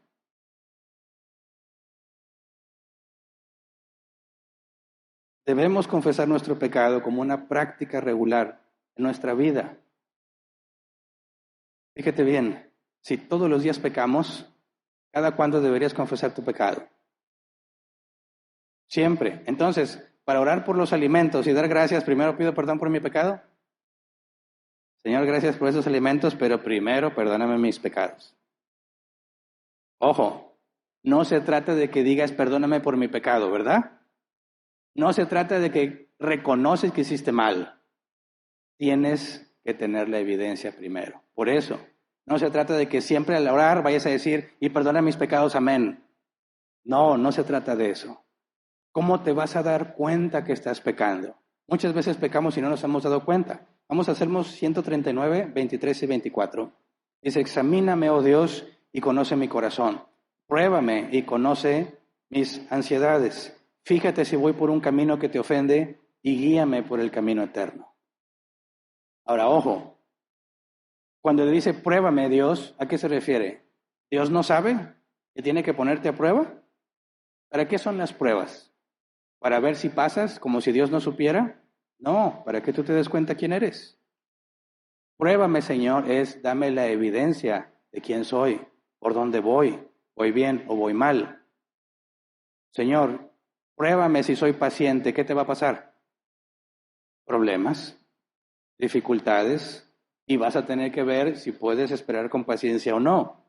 Te digo, no puedo tener paciencia, estoy ansioso, mira cómo me tiemblan las manos, estoy enojado, ¿por qué me pasa a mí? Bueno, no pasaste la prueba. Ahí hay mucho que analizar, que pensar, examinar. ¿Por qué estoy actuando así? Es opuesto a lo que Dios ha dicho. Y me vuelvo consciente de lo que estoy haciendo. Pero si nunca hacemos un alto para examinar lo que hacemos, vas a vivir como un animal que no reflexiona sobre lo que va a decir ni sobre lo que dijo. No reflexiona sobre lo que va a hacer ni sobre lo que hizo. Por eso Dios le dijo a Josué, sucesor de Moisés, medita en este libro todos los días, de noche y de día. No era léelo, es medítalo. ¿Por qué es importante meditar? Meditar no es sentarte a leer porciones de la Escritura. Es pensar qué estás haciendo y por qué. Y cómo eso es comparado con la Escritura. Hice esto, me enojé por esto, hice esto en mi trabajo, pasó esto en mi casa, pasó esto con mis hijos, pasó esto con mi esposa, con mi esposo. ¿Estoy bien o estoy mal? Tengo que pensar cuál fue la mejor forma de hacerlo. ¿Hice lo que la Biblia dice o no? Y ahí empieza a venir mucha claridad en cuanto a lo que estamos haciendo. En pocas palabras, tú vas a ir a confesar tu pecado a Dios cuando ya hiciste las primeras dos cosas. Hay una convicción de tu pecado y te duele. Entonces vas y le dices, Señor, vengo a confesar, perdóname. No son palabras mágicas. Cada rato voy a decir, perdóname mis pecados, amén. Gracias por estos alimentos, por esta carnita asada y perdona mis pecados, amén. No estás entendiendo si es así. Yo tengo una relación con mi esposa. Puedo acudir con mi esposa, oye, perdóname si te hice algo y me voy. Oye, perdóname otra vez si te hice algo y me voy. No, tengo que pensar y reflexionar cómo la he tratado. ¿Qué tanto la he escuchado? ¿Se siente bien ella conmigo o no? ¿Está contenta ella con lo que yo estoy haciendo o no? Tengo que reflexionar sobre cómo está ella, qué estoy haciendo yo para poder saber estoy haciendo mal o estoy haciendo bien. Porque con Dios lo convertimos en una frase mágica, perdona mis pecados, amén. Es una relación personal. Una relación personal. Señor, tengo la conciencia limpia, sé que me equivoco, estoy luchando. No estoy siendo hipócrita, no oculto, tú conoces mis debilidades. El pecado confesado no tiene que ser aclarado una y otra vez. El asunto no confesado, lo que ya tienes ahí guardadito, lo que no ha salido a la luz, lo que ya aceptaste, tienes que confrontarlo. De otra forma, te engañas. Y Dios nos libre de escuchar de la boca de Jesús, apártate de mí, hacedor de maldad, nunca te conocí. Porque aunque tú dijeras, es que yo oro como la Biblia dice, y te pido conforme a tu voluntad, ¿por qué estoy yo en el infierno? Hacedor de maldad, nunca te conocí. Es esa relación cercana, profunda con Dios lo que identifica al Hijo de Dios. Lo que identifica quién es y quién no es. No la convicción que tú tengas sobre si eres o no eres, o cómo te sientes. La evidencia que dice quién eres. Jesús fue muy claro. No hay huérfanos en este mundo. O eres hijo de Dios, o eres hijo del diablo. No hay puntos medios. No hay huerfanitos buscando. ¿Qué haces? Eso revela de quién eres. Así de simple. Entonces, cuando hablamos de la oración, ¿no oras? ¿Normalmente no oras? ¿Qué estás haciendo con tu vida entonces? ¿Cómo estás viviendo?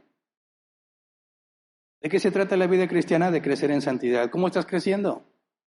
Si ni siquiera te pones a pensar en lo que haces, menos en lo que vas a hacer.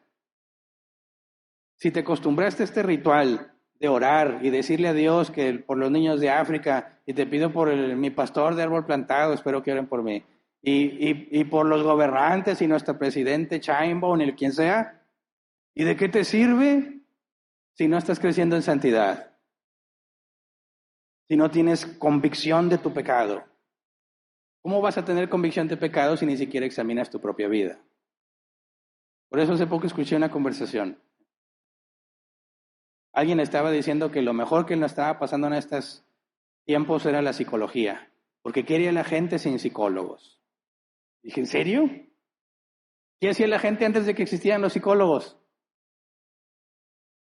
No, pero ahorita es indispensable. Así como antes era un médico de cabecera, tienes que tener tu psicólogo de cabecera. Le digo, ¿y para qué lo necesitas? No, pues porque él te hace entender muchas cosas. ¿Cómo qué cosas? No, que porque estaba haciendo esto y lo otro. Eso no lo puedes entender tú solo. No, yo no sabría qué pensar. Lo entiendo porque son del mundo. Pero los cristianos, porque también he escuchado cristianos que necesitan un psicólogo, dicen. ¿Cómo? ¿Cómo? ¿No sabes pensar? ¿No conoces la escritura? Más que un psicólogo, necesitas arrepentirte de tu pecado. Necesitas esforzarse por crecer en santidad. Y entonces vas a entender lo importante de la oración, lo importante de masticar lo que hiciste, de comprender lo que la Biblia dice. Es fundamental que comprendas. Si vienes aquí y escuchaste y dices, sí, qué bonito todo, el mensaje, y te vas a tu casa y sigues viviendo igual, no eres más que una cabra loca. No puedes tomarte a la ligera la santidad. Es bien sabido, los cristianos no oran y no leen la Biblia. No tienen tiempo. Pero como una vez escuché a John Piper, tus redes sociales te van a dejar en evidencia. ¿Cuánto tiempo viste videitos? ¿Cuánto tiempo estuviste en el scroll infinito? ¿Cuántas fotos subiste y le diste me gusta y las compartiste? ¿Cuánto tiempo estuviste riéndote de lo que viste en el teléfono? Pero no tienes tiempo para orar. No tienes tiempo para estudiar. Mientes. Mientes.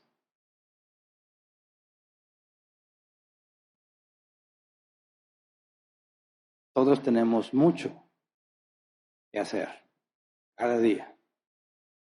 Es muy difícil vivir la vida cristiana si la vives en serio.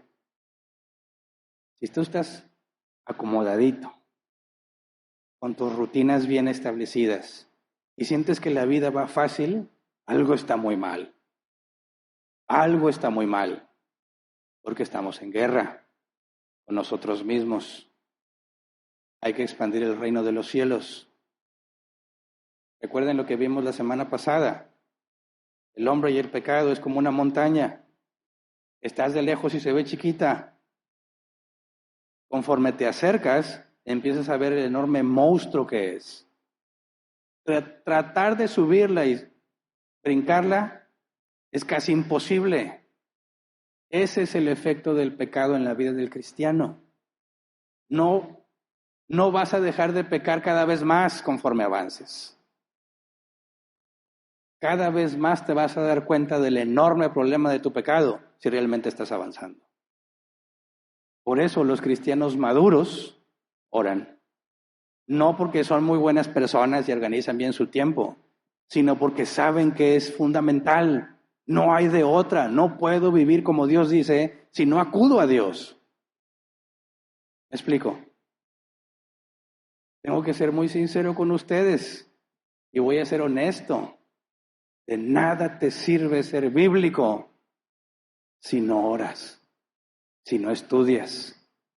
De nada te sirve jactarte. Yo hablaba en lenguas y yo estaba perdidísimo. Eres un hipócrita si no vives esforzándote por hacer lo que Dios manda. Así que mis hermanos, tienes mucho que orar. Más que pensar, ¿tendré chance hoy? ¿Me alcanzará el tiempo? Entonces, ¿qué voy a sacrificar hoy por ponerme a orar? ¿Qué voy a dejar de hacer hoy por meditar? ¿Cómo puedo aprovechar mi tiempo para estar hablando y pensando? Hablando con Dios y pensando en lo que Él ha dicho. Y no hablo de revelaciones especiales, su palabra, qué es lo que Él ha dicho. Cómo mi vida se apega a la Escritura. Cómo en mi trabajo me apego a la Escritura. Cómo en la vida en ciudad, la política, las cosas que están pasando, cómo decido yo en base a lo que dice la Escritura. Me relaciono con mucha gente Tengo contacto con bastantes personas, cristianos y no cristianos. ¿Estoy glorificando a Dios? Si alguien se entera que soy cristiano, ¿piensa que soy un buen cristiano? ¿Cómo trato a los demás? ¿Soy paciente con ellos? ¿Estoy dispuesto a decirles la verdad de forma amena y de buen gusto, como dice la Escritura? Hay tanto que analizar, hay tanto que reflexionar, que si no oras, dime qué estás haciendo. ¿Qué estás haciendo entonces? Jesús fue muy claro en la parábola de las 10 vírgenes. 10 vírgenes tenían que mantener las lámparas encendidas. Algunas se durmieron, aunque tenían todos los elementos para poder hacerlo. Tenían todo lo que se requería para poder irse con el novio cuando regresara. Pero se durmieron y se quedaron. Velad, dice la Escritura, velad y orar. Si no estás haciendo eso, necesitas urgentemente acudir a Dios para pedir perdón.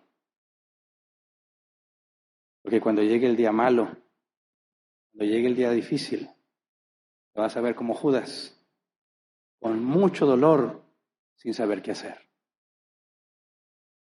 Con mucho dolor, desesperado, angustiado, buscando una salida fácil.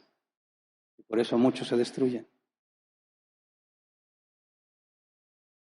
Vamos a ponernos de pie y vamos a orar.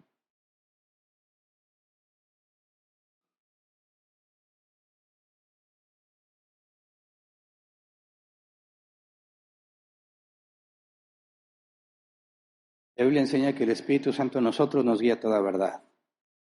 Y precisamente la guía a la verdad es lo que pone en manifiesto nuestro pecado. Yo espero en Dios que a todos nosotros nos muestre nuestro pecado. Que no nos deje estar a gusto con nuestro pecado. Más vale, mira, te va a doler porque te va a doler. Tú decides el resultado. O te duele por las consecuencias o te duele porque has ofendido a Dios. Pero de las dos formas te va a doler. Es inevitable. Si no tomas el tiempo, si dices no tengo tiempo, bueno, si no haces el tiempo,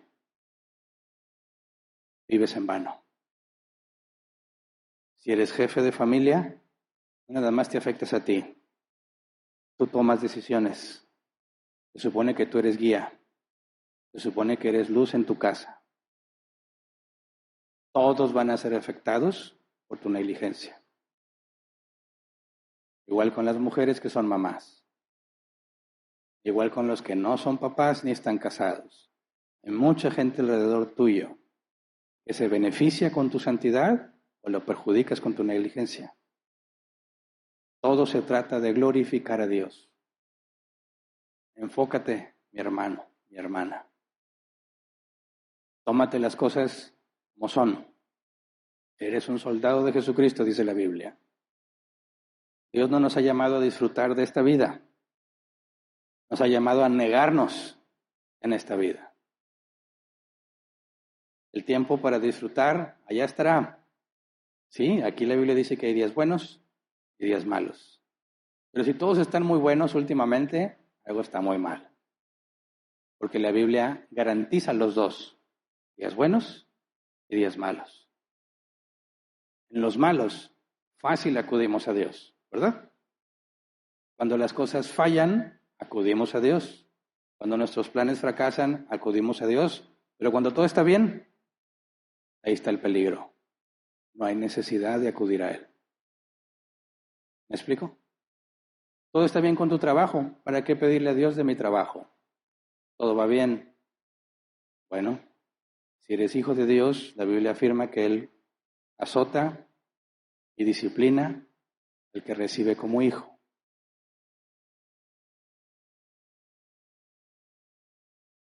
Si no hacemos las cosas correctas, Dios te va a disciplinar y te va a doler. Hacer lo correcto duele. De las dos formas te va a doler. ¿Por cuál quieres que te duela? ¿Por hacer lo correcto o por la disciplina del Señor? Pero te va a doler sacrificar cosas. Toma bien tu decisión, mi hermano, y oremos al Señor. Que no nos entregue nuestros deseos. Que no deje que estemos contentos con nuestro pecado. Que no nos permita estar en paz. Vamos a orar, Señor. Te rogamos que todo lo que hemos venido a estudiar, todo el tiempo que hemos invertido en escudriñar tu palabra, no sea en vano en nuestra cabeza.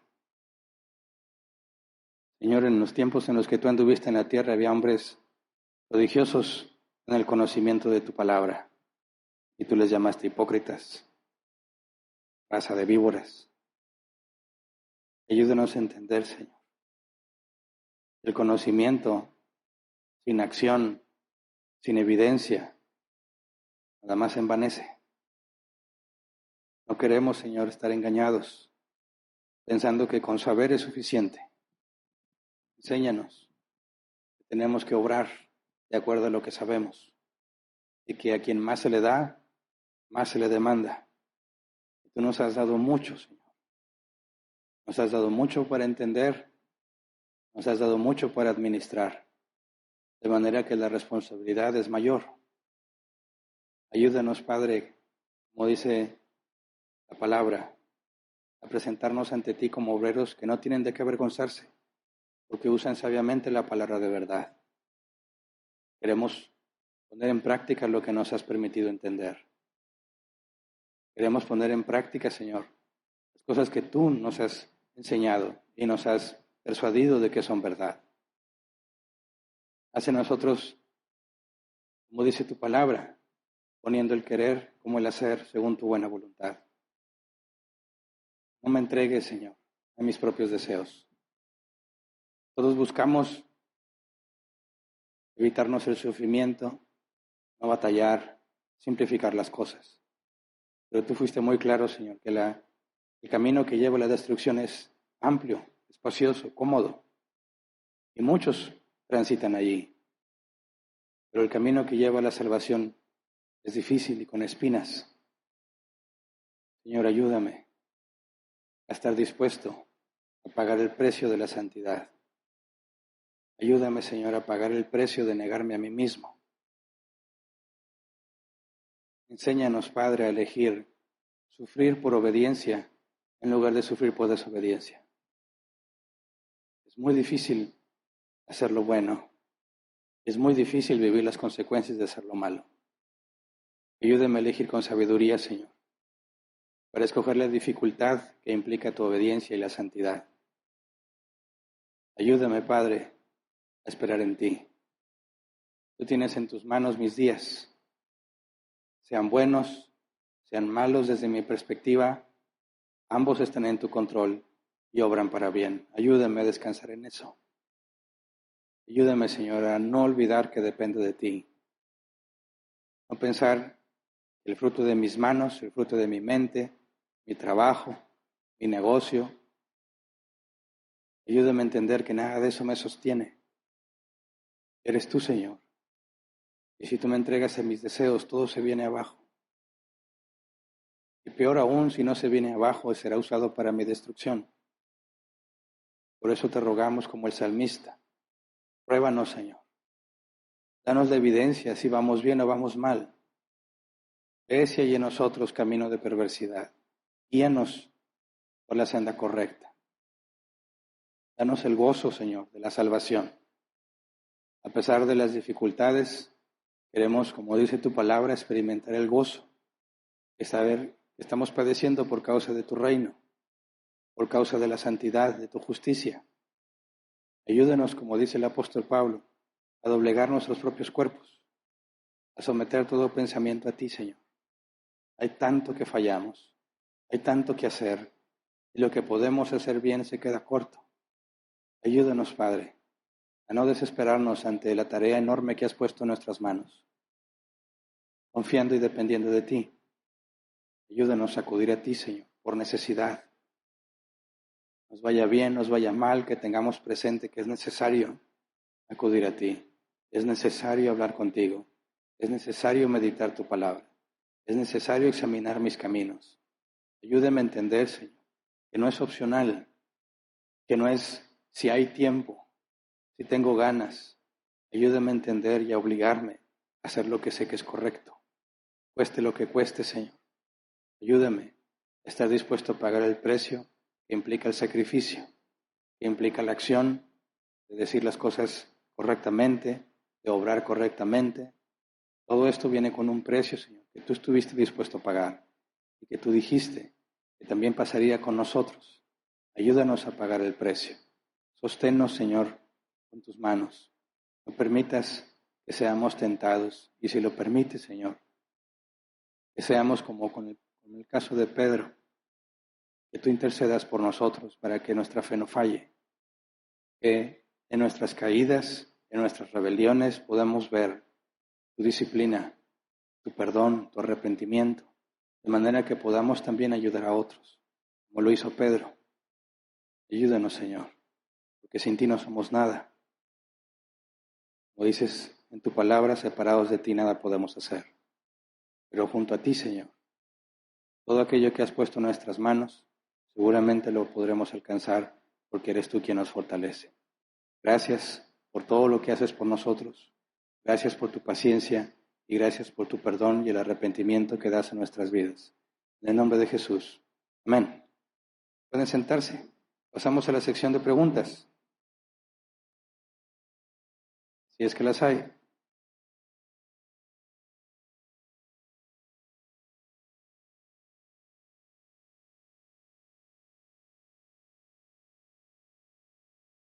¿No hay? Ok, súper claro, o nadie me entendió, o no les he dado tiempo para preguntar. Bien, demos unos minutitos mientras les doy estos avisos para todos. Hace también unas semanas empezamos a transmitir en TikTok, hoy empezamos a transmitir en Instagram y quiero dejar en claro que nuestro propósito es llevar la palabra de Dios a todo lugar que sea posible.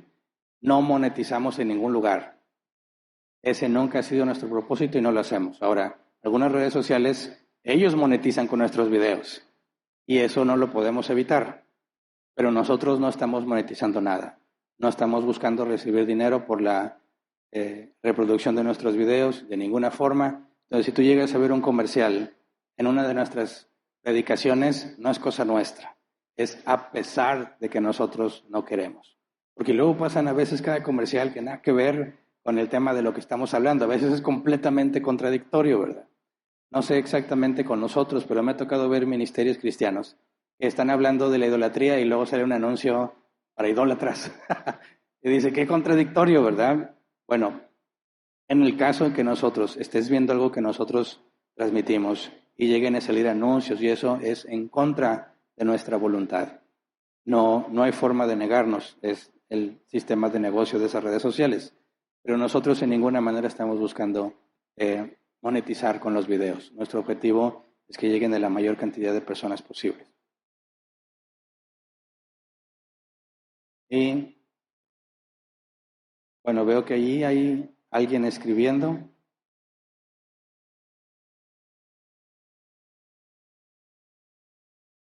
Pero no, ¿es muy larga la pregunta o no se deciden?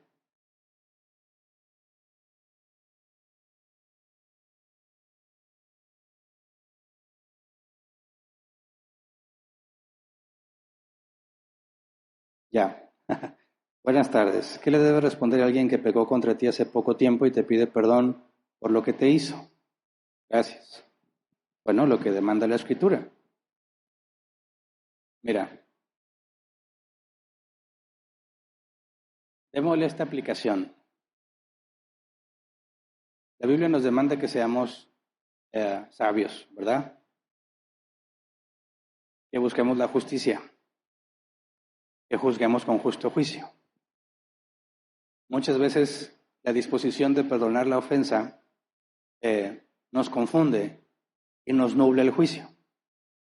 Y a veces con el ánimo de restaurar la relación, no juzgamos con justicia y perdonamos cosas que no debieron ser perdonadas. O al revés, nuestro mal juicio hace que evitemos y neguemos el perdón cuando debiera ser concedido. Por eso, entender sobre el arrepentimiento debe reflejarse en nuestra relación con los demás. Si yo hice algo que ofendió a otra persona y yo entiendo que es el arrepentimiento y la confesión de pecado, es el camino que debo seguir. ¿Me explico? Tengo que examinarme a mí primero. ¿Estoy en claro cuál es mi pecado? Porque luego ya ves que siempre hay chistes que dicen que las esposas nos dicen que nos equivocamos, pero nunca nos dicen en qué. Están enojadas por algo, pero no te dicen por qué. Pues uno de hombre a veces no se da cuenta, ¿verdad? Sobre todo cuando empiezan recién casados, todavía están muy jóvenes. Las mujeres se dan a eso de que no, pues estoy enojada y preguntas por qué y les enoja que preguntes por qué. Porque no estás enterado de qué fue lo que hiciste para que se enojara. Y esperan que les pidas perdón, aunque no sé qué fue lo que hice mal. Eso es absurdo, ¿verdad? No tiene sentido. Es inmadurez nada más. Si estamos hablando del perdón y somos maduros en las cosas de Dios, tiene que haber un entendimiento en lo que está pasando. Yo no me atrevería a pedirle perdón a alguien de quien no estoy consciente que he hecho algo malo. Y si afirman que he hecho algo malo, tengo que entender cómo es que hice mal y dañé a esa persona. Entonces primero investigas, ¿verdad? ¿Cuál es el problema? ¿Qué es lo que te dolió? ¿Qué es lo que no te gustó? Y tratar de entender dónde estuvo lo que hice mal, para poder decir, ahora entiendo que hice mal, ¿verdad? Y me duele haberle hecho mal, y te pido perdón, ¿verdad? Tengo que arreglar cuentas con Dios y le pido perdón a la persona. Entonces, si yo entiendo que ese es el camino que debo seguir, es lo que tú esperarías que alguien siga contigo, ¿verdad? Si se dice cristiano y debe ser maduro en la fe, él o ella debe de saber cómo acercarse a resolver este tipo de conflictos, porque en la oración resolvemos ese tipo de conflictos con Dios todos los días. ¿Me explico? Los cristianos deberíamos de ser los más prontos y más entendidos en cuestión del perdón, porque Dios nos perdona continuamente. Nosotros no deberíamos tener problema como cristianos en cuanto al orgullo y no querer pedir perdón. Cuando alguien es orgulloso, refleja que Dios no lo ha hecho entender, ¿verdad? Porque el primer punto es la convicción y luego la contrición. Y no hay orgullo que pueda contra la contrición. Si realmente te duele lo que hiciste y estás consciente que ofendiste a Dios, acudes a Él. Cuando tú lastimaste a una persona y sabes que lo hiciste mal y te duele, acudes a pedir perdón. El orgullo demuestra que o no tiene la convicción o no tiene contrición. Por lo tanto, es muy difícil pensar que Dios le ha hecho entender y le ha cambiado. Hay cosas que no requieren demasiada atención, ¿verdad? Cosas que conforme pasan los años y te haces más maduro, aprendes a pasar por alto. Pero hay ofensas que obstruyen y dificultan la relación. Esas no deben de ser ignoradas, no deben de pasar por alto. Por eso se tiene que confrontar. Y es un precio a veces muy duro el que hay que pagar cuando confrontas a alguien, porque a nadie le agrada ser confrontado. Pero si realmente estás comprometido en hacer lo que Dios dice y quieres mantener la unidad, ya sea con tu familiar, tu cónyuge o tu hermano en Cristo, vas a tener que decidir pagar el precio. Pagar el precio que requiere el poder estar en paz. A nadie nos gustan los problemas. ¿Quién los disfruta? ¿Quién dice, hay más problemas? Excelente, gloria a Dios. Vamos a enfrentarnos a los problemas. A nadie nos gusta. Y lo natural es que le saques la vuelta al problema. Pero si tienes madurez suficiente en las cosas de Dios, no le vas a sacar la vuelta. Lo vas a confrontar, cueste lo que cueste. Porque eso es lo correcto. Entonces, cuando alguien viene a pedirte perdón y es cristiano y es maduro, tú sabes qué es lo que debes esperar ver, ¿verdad? Para poder saber si realmente ahí está Dios de por medio y ya cambió la persona, por lo tanto no puedo negar yo el perdón, o nada más está tratando de engañarme, o nada más está tratando de sacar un beneficio, llevar la fiesta en paz, como dicen, pero no le interesa hacer las cosas bien. Entonces, es responsabilidad de todo cristiano examinar lo que está pasando, emitir un juicio justo y hacer conforme a la justicia. Si Dios ha perdonado a alguien, nosotros no podemos negarle el perdón. ¿Quién te crees negándole el perdón más justo que Dios? Si Dios ya lo perdonó, no hay forma de que un cristiano le niegue el perdón a alguien más. Pero si Dios no lo ha perdonado, ¿por qué lo perdonas tú? ¿Eres más bueno que Dios? ¿Tienes más gracia que Dios? No. Si Dios no da la evidencia del perdón, ¿por qué pretendes tú ser más sabio que Dios extendiendo el perdón que Dios le ha negado? ¿Me explico? Entonces, tenemos que tener en cuenta que partimos de la evidencia que Dios da. Si Dios da la evidencia de arrepentimiento, perdono. Si es una cosa insignificante, la paso por alto. Si es un asunto serio y no hay evidencia de Dios en cuanto a arrepentimiento, no tengo por qué perdonar, porque sería un peligro tratar de ser más bueno o tener más gracia que Dios. Siguiente. Miro Naviri, hermano Hernán, buenas tardes, que Dios bendiga su vida, gracias. Cuando un líder o pastor encargado de una congregación como la que asistía yo, cae con una hermana de la congregación, dice, me llamó Dios. No, mira, 1 Timoteo 3 o Tito 1, están los requisitos para ser anciano y son requisitos perpetuos, es decir, no es de que hace tiempo los cumpliste y ya, son cosas que se tienen que mantener siempre, toda la vida, mientras estés en servicio. Entonces, al momento en que el hombre ya no es irreprensible, ya no es hombre de una sola mujer, queda descalificado. Y al momento en que queda descalificado, jamás va a cumplir el requisito de ser irreprensible. De manera que un hombre que fue descalificado del ministerio jamás puede volver a ocupar ese ministerio, precisamente por los requisitos bíblicos. No podría cumplir nunca más el requisito de ser irreprensible. Siguiente, dice Andrés, la confesión, ¿cómo aplica esto? Santiago 5:16, confesaos vuestras ofensas unos a otros y orad unos por otros para que seáis sanados. La oración eficaz del justo puede mucho. Mira, a eso me refería cuando hay pecado que no nada más afecta a tu familia, sino afecta a la congregación. Por ejemplo, supongamos que alguien aquí en Árbol Plantado fue excomunicado por un pecado grave y esa persona afirma que Dios la restauró.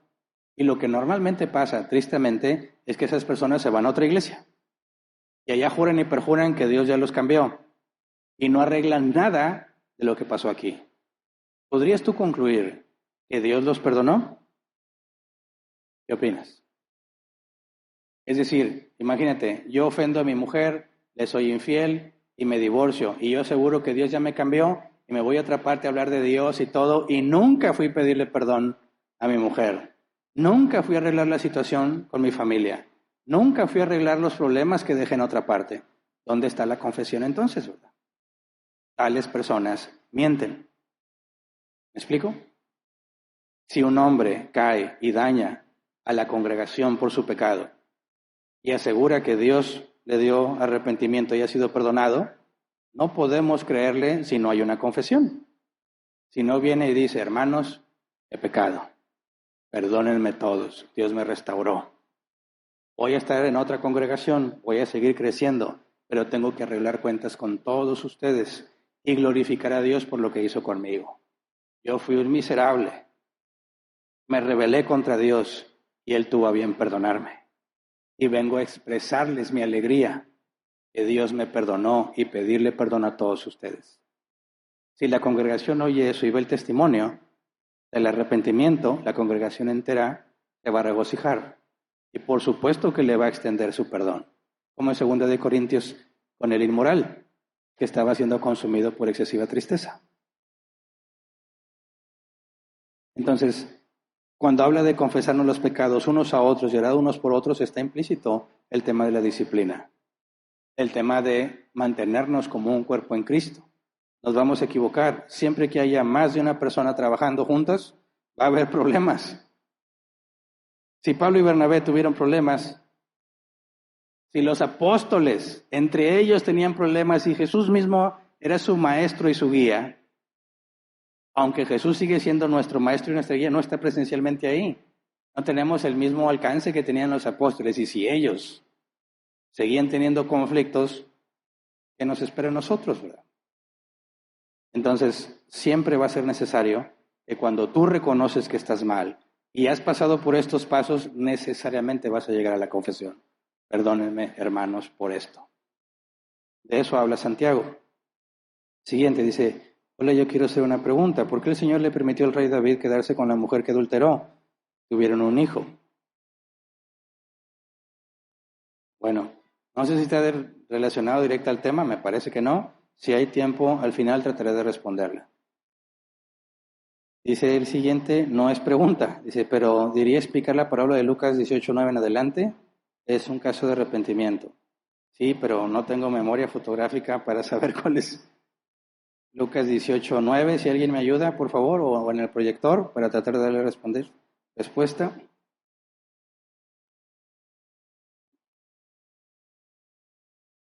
¿Sí? ¿No?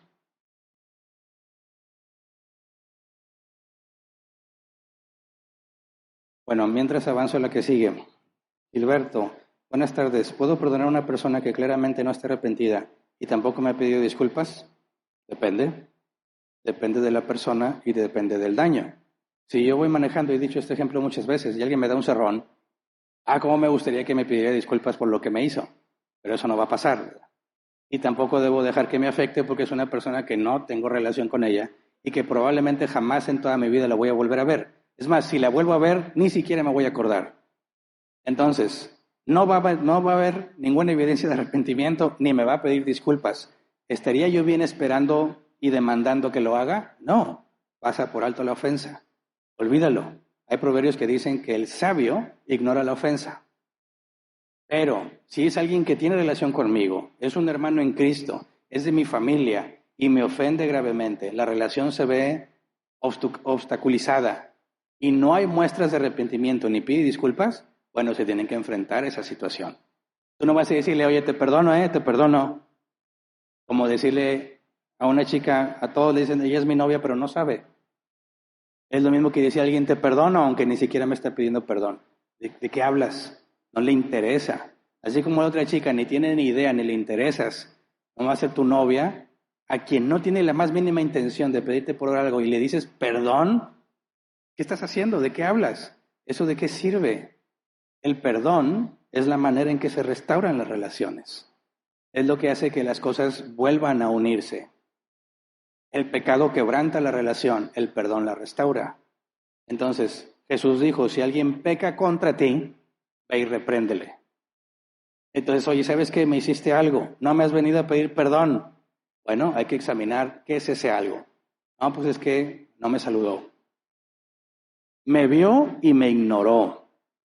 Ok, ¿realmente vale la pena hacer escándalo por eso? No, sí, a mí me afecta mucho. Bueno, ve y habla con él.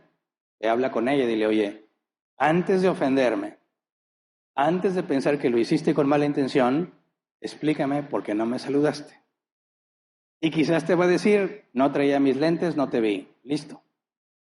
O quizás te va a decir, es que me caes bien mal. Bueno, ahí está el punto para poder hablar cuál es el problema y aclarar la situación, ¿verdad? Pero en ningún momento es la inactividad. O pasas por alto la ofensa si es algo trivial, insignificante, o confrontas la situación para restaurar la relación. ¿Pusieron el pasaje? Dice, algunos que confiando en sí mismos se creían justos y que despreciaban a los demás, Jesús les contó esta parábola. Del fariseo y el cobrador de impuestos, ¿verdad? Bueno, si el recaudador de impuestos, gracias, ya sé de qué habla, si el recaudador de impuestos le está pidiendo perdón a Dios, eso implica, y dado que Jesús dice que su oración sí fue escuchada, entonces el recaudador de impuestos fue perdonado. El problema no era ser recaudador de impuestos, el problema era que robaba. ¿Me explico? Ser recaudador de impuestos, si se limita a hacer lo justo y recolectar lo que justamente corresponde al César, Jesús dijo, dale al César lo que es del César y a Dios lo que es de Dios. Entonces, un recaudador de impuestos, por ser recaudador de impuestos, no peca. El recaudador de impuestos peca cuando roba y colecta más de lo debido. Ahora, todos odiaban a los recaudadores de impuestos, no nada más porque robaban, sino porque los consideraban traidores. Pero ser recaudador de impuestos en ese momento del tiempo no contradice la escritura, ni ahora, ¿verdad? Es como tener un trabajo secular que afecta a los sentimientos de muchas personas, es como trabajar en gobierno y te están pidiendo los impuestos y dices, este me cae gordo, me viene a quitar el dinero. Mira, ¿a quién le agrada el cobrador que llega? ¿Tú adquieres una deuda y luego te están hablando para que pagues, ¿verdad? Y luego van y te molestan a tu casa. ¿A quién le da gusto ver a ese cobrador? A nadie. ¿Quién le va a decir, pásale usted mucho gusto, le invito a algo? No, no lo quieres ver, la gente se esconde de ellos. No son personas agradables, no es un trabajo agradable, pero no están pecando de ninguna manera. No hay pecado en ser un cobrador. El recaudador de impuestos es alguien que cobraba para el gobierno. No hay pecado en eso, el pecado es que robaban. Entonces, el fariseo que se jactaba por encima de los demás, su oración no es escuchada, no es recibida, no es perdonado, a pesar de que le afirma que es de Dios. Y el recaudador de impuestos que entiende su pecado, entiéndase que estaba robando, al momento en que le dice a Dios, sé propicio a mí, según la Reina Valera 60, entiende que está poniéndose a cuentas con Dios y debería pasar como con Zaqueo, ya no robaría más. Se acabó el tiempo, ¿verdad? Bien, bueno. Como quiera voy a leer las preguntas para tomarlas en cuenta para siguientes temas, aunque vamos a cambiar ligeramente el tema, ¿verdad? Vamos a seguir hablando de la oración, pero de la intercesión. Todos, si aprendimos a orar, va a llegar el punto en que empieces a interceder. El soltero, pues por la idónea, ¿verdad? Los que tienen hijos, pues por los hijos. Los que están con problemas familiares, pues por la familia. Que hay situaciones en la iglesia por los de la iglesia, por los dirigentes, por los gobernantes, etcétera, etcétera. Tarde o temprano, nuestra madurez nos va a llevar a pensar que no nada más oramos por nosotros, sino también por alguien más. Y también hay que estudiar cómo es que pedimos por los demás. Cómo es que pides que los demás oren por ti. Y ahí hay muchas cosas que aclarar. Entonces, si Dios lo permite, la próxima semana empezamos con el tema de la intercesión. Y es todo, despedimos la transmisión. Si Dios quiere, nos vemos la próxima semana.